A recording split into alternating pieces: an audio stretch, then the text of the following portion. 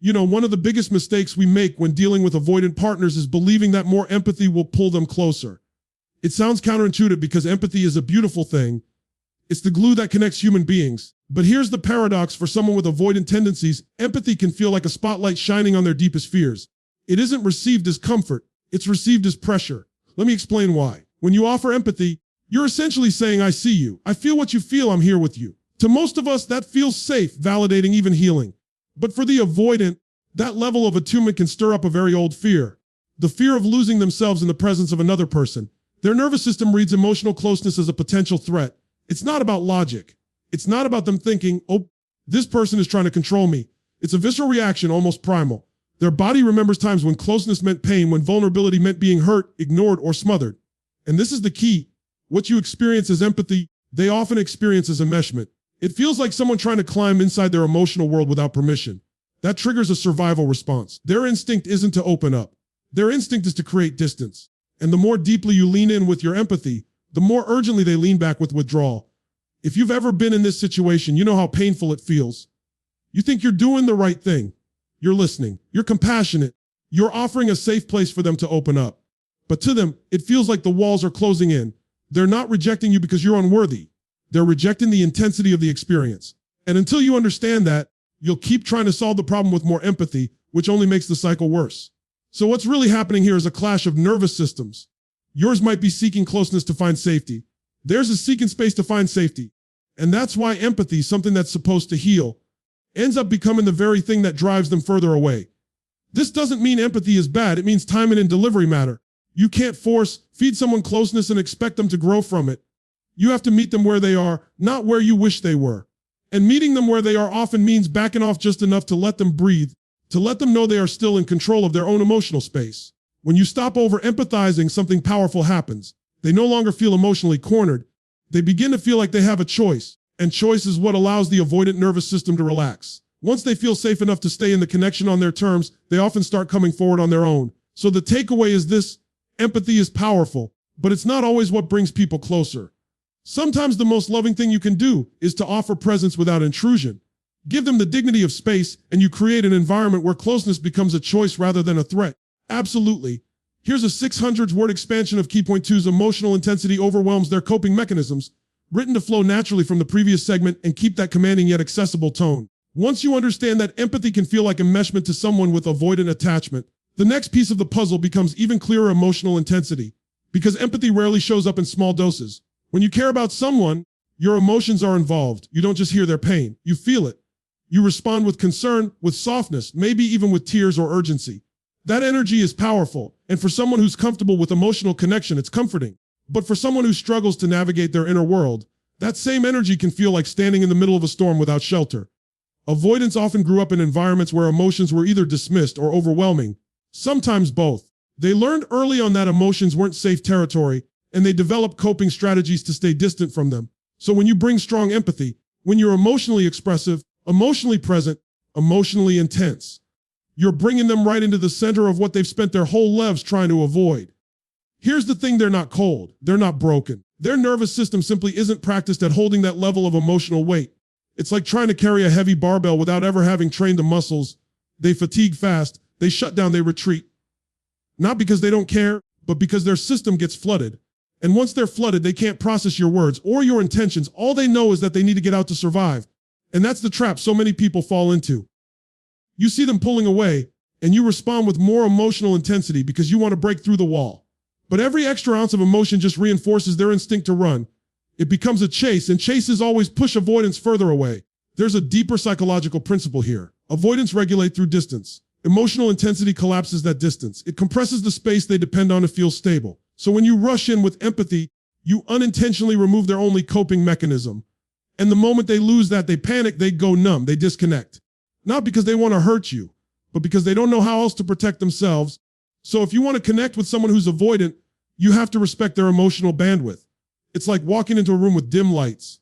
If you suddenly flip on the brightest spotlight, their instinct will be to cover their eyes and run. But if you slowly raise the light gently, consistently, they can adapt. Emotional connection has to come in doses they can tolerate, not in waves that knock them off their feet. And here's the paradox: when you reduce your emotional intensity, it actually creates more emotional safety. It gives them a chance to stay present without feeling overwhelmed. That presence over time builds the trust that empathy alone could never build. Because trust isn't born in emotional fireworks, it's born in emotional steadiness. So remember this, love isn't just about how deeply you feel, it's about how wisely you deliver what you feel. If your empathy comes like a flood, they'll run. If it comes like a steady stream, they might finally stay. Absolutely. Here's a 600-word expansion of key point 3. Empathy can be misread as expectation or obligation, written to flow directly from the previous segments and keep that Tony Robbins style tone. Once you see how empathy can feel like enmeshment and how emotional intensity can overwhelm their system, the next pattern becomes even more revealing. Because for many people with avoidant attachment, empathy isn't just emotionally intense. It carries a hidden weight. It carries the weight of expectation. Think about what empathy really communicates on a subconscious level. I care about you, I'm here for you, and I want to understand you. That sounds beautiful. It is beautiful. But for someone wired to protect their independence at all costs, those words can sound like, I need you to open up. I need you to let me in. I need you to give me something back. Suddenly your care doesn't just feel like support. It feels like a demand. This is where so many people get caught off guard. You're not asking for anything out loud, but the emotional subtext, that silent pull for connection, is often loud enough to trigger their defenses. Because for an avoidant, giving emotionally has historically meant losing something, losing boundaries, losing control, losing themselves. So when they sense even a hint of expectation behind your empathy, their nervous system translates it as pressure, and pressure is the one thing they're wired to escape. It's not that they don't want connection. It's that connection has been wired in their mind as conditional, something that always comes at a cost. And the moment your empathy feels like it comes with strings, they retreat. Not because they don't appreciate your care, but because they fear the invisible contract that might come with it. If I accept your care, I now owe you emotional closeness in return. This is the psychological paradox of avoidant dynamics. The very thing that's meant to make them feel loved becomes the thing that makes them feel cornered.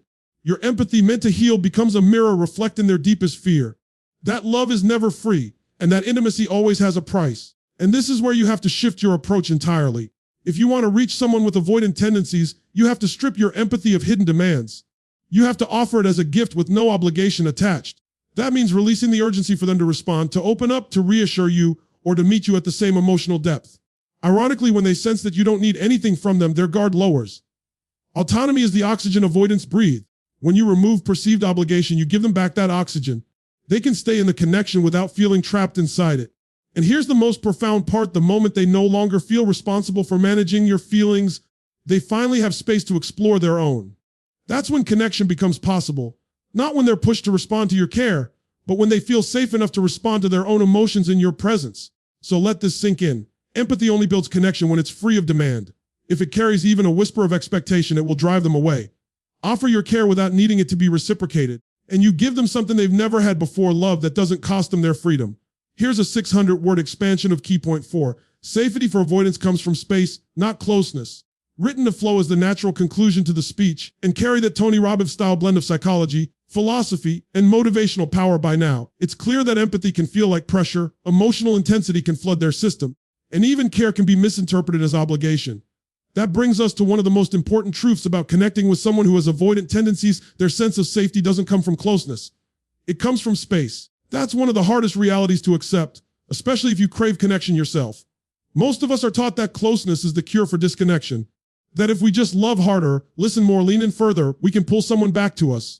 And while that approach might work with someone who's anxious or secure, it has the opposite effect on someone who's avoidant. For them, closeness without permission feels like losing ground. It's like being pulled into quicksand. The more they resist, the deeper they sink. The paradox is this: the very thing you think will heal the gap is what widens it. The real work isn't in closing the space, but in honoring it. Space is not rejection. Space is the environment where avoidants regulate, process, and reset. When you give them that space without resentment, you signal that you respect their autonomy. And respect is the foundation on which trust is built. That doesn't mean you disappear or cut off all connection. It means you stay steady, calm, and emotionally available. But you stop crowding their nervous system. You become a grounded presence instead of a pursuing force. Imagine a lighthouse. It doesn't chase the ships. It doesn't swim out into the ocean to drag them home. It just stands there unwavering, shining its light.